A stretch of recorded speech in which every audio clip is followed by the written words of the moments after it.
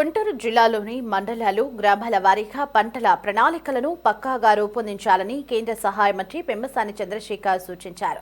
కలెక్టరేట్లో సుస్థిర వ్యవసాయం, రైతులకు ఉత్పత్తి, ఉత్పాదకత అంశాలపై అధికారులతో చర్చించారు. ప్రతి మండలంలో కనీసం ఒక విత్తన గ్రామాన్ని తయారు చేయాలని గ్రామ సభలను నిర్వహించి రైతులకు అవగాహన కల్పించాలని పెమ్మసాని ఆదేశించారు. జిల్లాలోని రైతులు, కౌలు రైతులకు వ్యవసాయ సమాచారాన్ని అందించేందుకు ఆంగ్రో ఆధ్వర్యంలో యూట్యూబ్ ఛానల్ను ఏర్పాటు చేయాలని, తద్వారా రైతులకు నిరంతర అవగాహన కల్పించేలా చర్యలు తీసుకోవాలని పెమ్మసాని స్పష్టం చేశారు. అందులో ముఖ్యంగా ఒక 2 మేజర్ ఇష్యూస్ నిన్న మన స్కిల్ డెవలప్మెంట్ మీద తీసుకున్నాం. రెండోది ఈ ఏరియాలో ఉన్నటువంటి ఫార్మర్స్ ఇన్కమ్ని ఏ విధంగా పెంచాలి అనే విధంగా ఇక్కడ ఉన్నటువంటి ఎన్జీ రంగా యూనివర్సిటీ కొత్తగా వచ్చినటువంటి సత్యనారాయణ గారు వీసీ వారు, అదేవిధంగా ఇక్కడ ఉన్నటువంటి వ్యవసాయ అధికారులు, అగ్రికల్చర్ మార్కెటింగ్ ఈ డిపార్ట్మెంట్కి సంబంధించిన వాళ్ళు, తర్వాత కొంతమంది ఫార్మర్స్ని అందరినీ కలిపి కూర్చోబెట్టి ఏ విధమైనటువంటి ఇష్యూస్ ఉన్నాయి, ఏం చేస్తే ఇన్కమ్ పెరుగుద్ది అనే దాని మీద ఒక డీటెయిల్ రివ్యూ తీసుకున్నాం. ఎమ్మెల్సీ రాజా గారు, అదేవిధంగా శ్రావణ్ కుమార్ గారితో. ఇందులో అనేక రకాలు, ముఖ్యంగా మెయిన్ ఇష్యూస్ తీసుకుంటే వీళ్ళ ఒక సిస్టమేటిక్ ప్లానింగ్ చేసి మండల్ వైజు క్రాపింగ్ ఏ విధంగా చేయాలి, క్రాపింగ్ అంటే ఇప్పుడున్న క్రాపింగ్కి డైవర్సిఫికేషన్ చేసి అడిషనల్ ఇన్కమ్ ఎలా పెంచాలి, వాళ్ళల్లో రైతుల్లో ఉన్నటువంటి అపోహలు ఏంటి, ఏం చేస్తే వాళ్ళు డైవర్సిఫికేషన్కి వెళ్తారు. Second most important additional cropping, third cropping చేయాలంటే ఏం చేయాలంటే, రేపు పోలవరం అయిపోయి నెక్స్ట్ ఇయర్కి ఎక్స్ట్రా వాటర్ వస్తుంది అంటున్నారు, ఇంకో 50 TMC వచ్చినప్పుడు థర్డ్ క్రాప్ కూడా వచ్చే అవకాశం ఉంది. వీటితో కాకుండా ఉన్న క్రాప్స్లోనే ఇంటర్ క్రాపింగ్ చేసి మల్టిపుల్ క్రాప్స్ చేస్తే ఏ విధంగా చేయాలి, ఇట్లా రకరకాల ఇష్యూస్. అదేవిధంగా ఇంకోటి ఈల్డ్ పెరగాలంటే గ్రీన్ మెన్యూర్ సీడ్స్, అదేవిధంగా PMDS సీడ్ అంటే నవధాన్యాలు అంటారంట. ఈ రెండింటిని బేస్ చేసుకుంటే ఎంతవరకు ఈల్డ్ పెరుగుతుంది అంటే, దాదాపుగా ఇప్పుడు ఈ ప్రాంతంలో గ్రీన్ మెన్యూర్ సీడ్ ఈ గుంటూరు జిల్లాకి 16,000 ఎకరాలు శాంక్షన్ అయింది.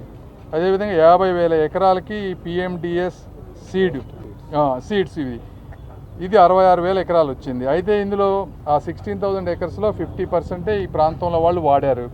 అదేవిధంగా 50,000 ఎకరాల్లో ఇప్పటివరకు ఇంకా కొంచెం టైం ఉంది, 33% వాడారు. ఏదేమైనప్పటికీ 50-60% కంటే మనం ఎక్కువ గ్రీన్ మెన్యూర్ కానీ ఈ PMDS సీడ్స్ కానీ వాడుకోలేకపోతున్నాం. ఇవి వాడుకున్న ఫార్మర్స్ కూడా రివ్యూలో పాల్గొన్నారు. వాళ్ళందరూ ఏం చెప్తున్నారంటే, అవి వాడితే ఈల్డ్ బాగా పెరుగుతూ ఉంది, ఎరువులు తగ్గుతూ ఉన్నాయి, కలుపు ఇవన్నీ తగ్గుతూ ఉన్నాయి. సో డెఫినెట్గా ఇది అవేర్నెస్ పెంచి డిస్ట్రిక్ట్ అంటే దాదాపుగా 2 లక్షల ఎకరాలకి, గుంటూరు జిల్లాలో మొత్తం 4 లక్షల ఎకరాలు ఉంటే 2 లక్షల ఎకరాలకి ఇది చేసుకునే అవకాశం ఉంది, గ్రీన్ మెన్యూర్ కానీ PMDS సీడ్స్ కానీ. అదే 2 లక్షల ఎకరాల్లో ఇప్పటివరకు 66,000 ఎకరాలకి మనకు ఉంది. కాబట్టి ఈ ఉన్న 66,000 ఎకరాలన్నా కంప్లీట్గా వాడుకోగలిగితే ఉపయోగపడుతుంది.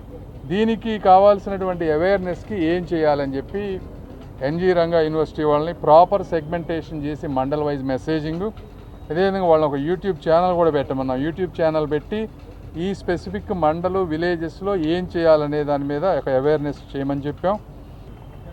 గుంటూరు జిల్లా అనగానే వ్యవసాయానికి పెద్దపీట వేసే ప్రాంతం. మరి ముఖ్యంగా కమర్షియల్ క్రాప్స్ ఒక పక్క, ఇంకో పక్క డెల్టా రైస్ బౌల్ ఏరియా. ఈ రైస్ బౌల్ ఏరియాలో ఏ రకంగా మూడో పంటకి ప్రాధాన్యత ఇవ్వాలి, ఏ రకంగా వ్యవసాయాన్ని మెరుగుపరుచుకోవాలి, లాభసాటిగా తీసుకెళ్ళాలి, ఏ రైతుకి కూడా కష్టం నష్టం కలిగించకుండా చూడాలి అనే దానికి, అదేవిధంగా మెట్ట ప్రాంతాలైనటువంటి మనకి ఏదైతే ఉందో పత్తిపాడు, అదేవిధంగా తాడికొండ ఈ ప్రాంతాల్లో కూడా మరి కమర్షియల్ క్రాప్స్ ప్రసిద్ధి చెందినటువంటి చిల్లీస్ కానీ, కాటన్ కానీ, మేజ్ కానీ ఈ పంటలకి పండించిన రైతుకి గిట్టుబాటు ధర వచ్చేలాగా ఏ రకంగా చేయాలి. అంతేకాకుండా సాగు ఎప్పుడు సాగు చేయాలి, అదును పొదును చూసి సాగు చేయాలని చెప్పి మనం అందరం కూడా అనుకుంటూ ఉంటాం. ఆ రకంగా ఈ రోజున ప్రభుత్వం దానికి స్పందిస్తూ ఉంటే రైతులకు దానికి తగ్గట్టుగా స్పందించేలాగా రైతులకి, ప్రభుత్వానికి, ప్రభుత్వ అధికారులకి, మరి ముఖ్యంగా వ్యవసాయ యంత్రాంగానికి అనుసంధానం చేయడానికి ఈ రోజున కేంద్ర మంత్రివర్యులు పెమ్మసాని చంద్రశేఖర్ గారి ఆధ్వర్యంలో ఒక రివ్యూ మీటింగు నిన్న ఏదైతే స్కిల్ డెవలప్మెంటు, యువతకి ఉద్యోగాలని, ఉపాధిని, ఉత్పాదకతని ఏ రకంగా కల్పించాలని ఒక ఆలోచన చేశారు. ఈ రోజున వ్యవసాయం ప్రధానమైనటువంటి రంగం కాబట్టి ఆ రంగంలో ఉన్నటువంటి ప్రతి ఒక్కరు కూడా ఎక్కడ నష్టం జరగకుండా, కష్టం జరగకుండా, ఎప్పుడైనా సరే ప్రకృతి వల్ల ఏదైనా నష్టం జరిగితే జరగాలి తప్పితే ఆ ప్రకృతిని కూడా ఓవర్కమ్ ఏ రకంగా చేయాలనే ఒక ఆలోచన ఈ రోజున కూటమి ప్రభుత్వం చేస్తూ ఉంది.